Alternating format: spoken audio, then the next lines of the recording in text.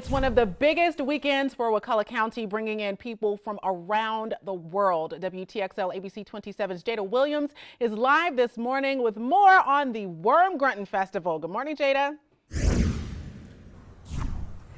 Good morning, Cara. That's right. The Worm Grunting Festival brings in tons of people from across the entire country, all to Wakulla County to see what worm grunting is all about and celebrate the rich history that Sop Choppy has been using for years and years.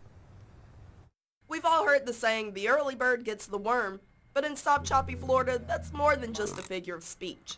Numerous people and families that made a living from it. It's called worm grunting.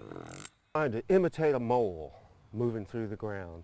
To be a worm grunter, all you need is a strong piece of wood and some iron, and those vibrations will bring up worms like this one from a 30-foot circle. Definitely thought a mole was after him. The technique is so popular in this community that there's now a festival to show it off. We have easily 10,000 people who show up, maybe more.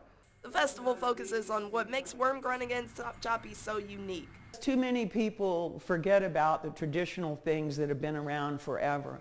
While worm grunting isn't as popular as it used to be, In the 70s, plastic worms kind of put an end to the industry. here in Wakulla County, if you listen closely, you'll likely hear the early bird catching the worm. So if you would like to check that festival out, it's all happening at the train depot in Sop Choppy, and it starts at 7 in the morning, goes until 7 at night, so a full day of events. And even if you're not a fan of worms, there's more to do than just checking out the worm grunting. Jada, it looked like you had fun with that worm there. How many worms are usually rounded up in a day's work?